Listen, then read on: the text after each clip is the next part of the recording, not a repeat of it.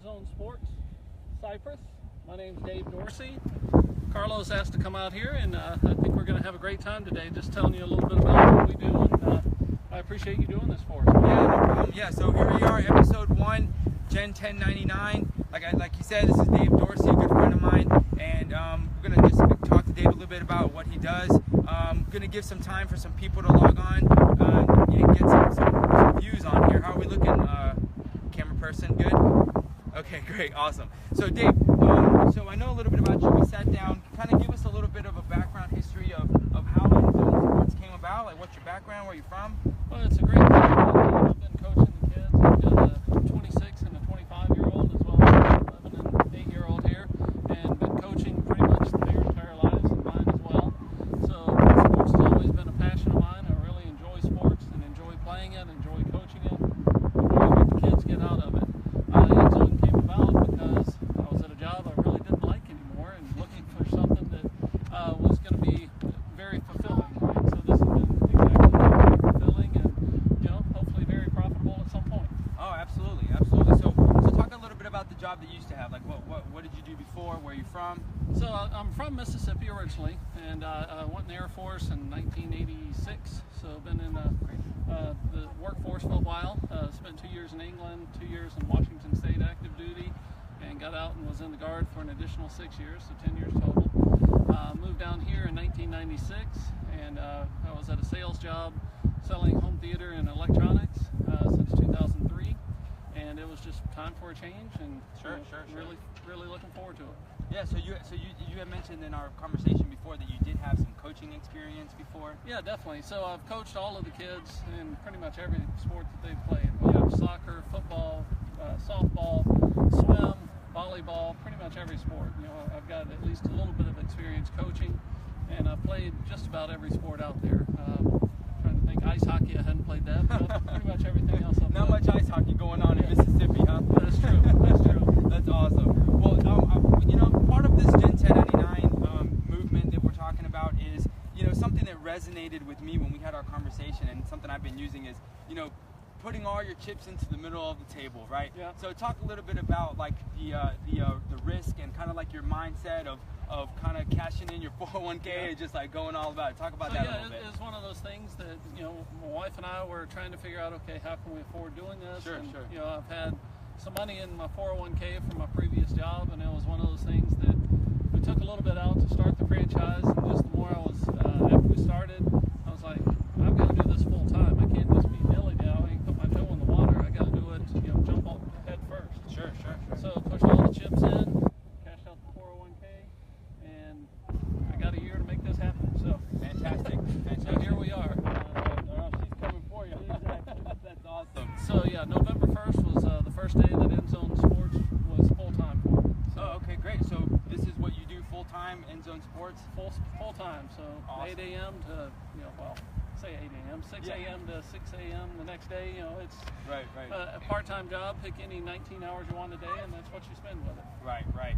So tell us a little bit about getting your name out there. You started a brand new business. What are some of the steps that you needed to take so that people know what you're doing, know who you are? I know there's an advantage going with a franchise, right? There's kind of less pressure to kind of lay up. So for those folks that are maybe looking for an opportunity, maybe they're not a 1099, maybe they're a W-2, and what are some of the advantages that a franchise offers to somebody who's just going cold and opening up a business cold turkey? Well, the great thing that franchise offers is they have everything laid out for you. They have the different diagrams. Okay, here's where you need to start. You need to secure a field. You need to figure out where to start doing your marketing. One of the best things that I've done, though, is actually join the Chamber of Commerce here in Cypress.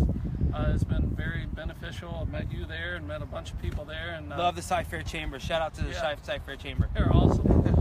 So this has been a fantastic thing there. I was able to meet the people at the Cy-Fair ISD that I needed to talk to. We actually play our games at Smith Middle School, and to do that, I had to get with Cy-Fair ISD to join that. One of the other things I had to do was set up a nonprofit side of my business to be able to talk to the schools. Oh, really? I didn't even realize that. Okay. By doing that, I'm able to talk to the schools. They're able to understand that, okay, yes, we are not for profit for this. So that side of the business, we do We have open for scholarships for anyone who wants to donate, for people who want to play in our league but can't afford it. That's what that is there for. Awesome. So that's worked out well with the school. Also created a good relationship with Copperfield Church. Another shout out to Copperfield Church up here on Highway 6. We're doing 4 summer camps. Oh, wow. 4 week-long summer camps, 2 in June and 2 in August. We've teamed up with Bricks for Kids, with Shruti and those guys.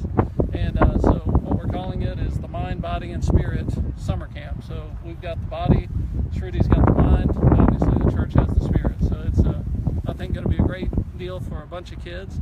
We're going to cap it off at like 22 kids per camp. Sweet. So be sure to register now. I'll have that up on the site probably by the end of the weekend. Cool.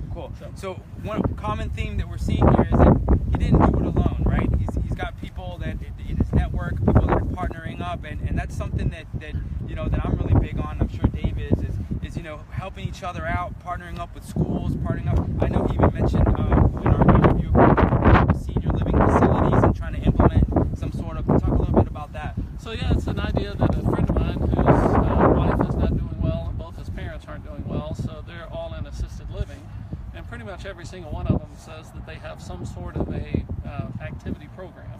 But what he has seen is there really isn't much to do with that.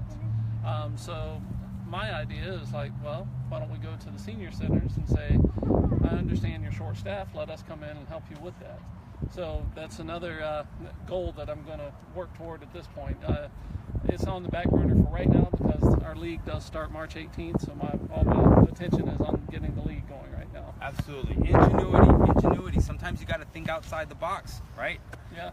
One of the things that I have some experience with your competitor, right. And talk about the business model. Like how does how they have the games on the weekends and stuff like that. So talk a little bit about that. So the great thing about us, we do the games and the practice all on Saturday morning. We have the game 1 hour after the practice, so the kids get there, they do the practice, and then go straight to the game. A lot of people think, well, that's not enough practice time.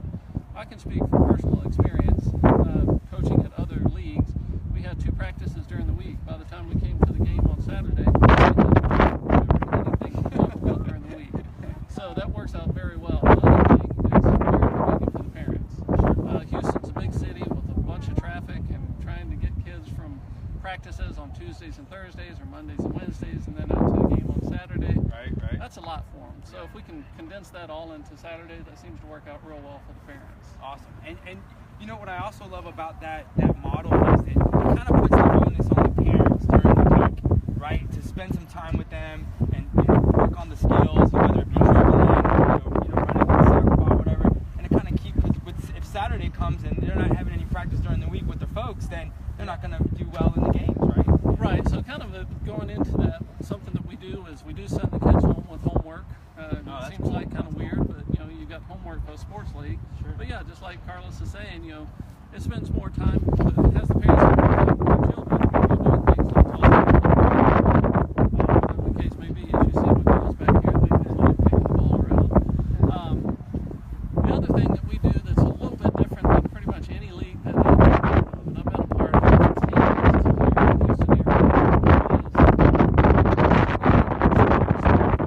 ours is no different. We ask the parents to help coach. I think it's a good model because the expense of having a full-time coach, that's a lot. I mean, especially per team. Right. So if you have the parents to coach, that works out well, but there's also downfalls to it. A lot of parents are a little scared of coaching because they've never coached before, maybe they've never played the sport. So something I'm doing is actually having a full-time coach per sport. So I'm meeting with the guy tomorrow who actually played professional soccer in the 80s, who says, man, I've got a wealth of knowledge and I want to get it to someone, and this would be a perfect avenue. So he's wanting to come out and help coach the kids, the parents, learn how to play the game of soccer, get the love of soccer that he has, and he's wanting to share it with people. I've got football coaches, the same thing. I've got a cheerleader who she was in cheer all the way through college. So she came out, we had a free clinic in January, and she did a wonderful job with the kids. And like a 2-hour clinic, she was able to put on 4 routines with the kids. It was mind-blowing how great she did. That's amazing. And so we had a great time with that. And I think the parents understand that they're part of our company, that we look out for them saying, okay, we want you to have some guidance. And I'm not going to be able to be everywhere, but I'll have a coach that will. And so I think that it'll help the parents, join End Zone and understand that we're out there with them as well. Awesome. Well, I love what you're doing, especially the fact that physical education is being phased out of the public school system. So I love what you're doing. I know I play competitive sports, and there's nothing like being on the field and getting that camaraderie and that teamwork, and it translates over into adulthood. So we thank you so much for coming out here. I don't know if you wanted to kind of do a little demonstration with the kids as we sign off. Again, thank you guys so much for following us. This is Dave Dorsey with End Zone Sports. Thanks, guys. Follow him on End Zone Sports Cypress. Also, Dave Dorsey on Facebook. We're going to get you all of the contact information on our website, or excuse me, on our Facebook page. If you want to contact Dave and kind of do some networking and things like that. So make sure you tune in next week. This was the first episode. Like I said before, we don't know what was going to happen. We just kind of have it fun out here. So thanks again, and we'll see you next time.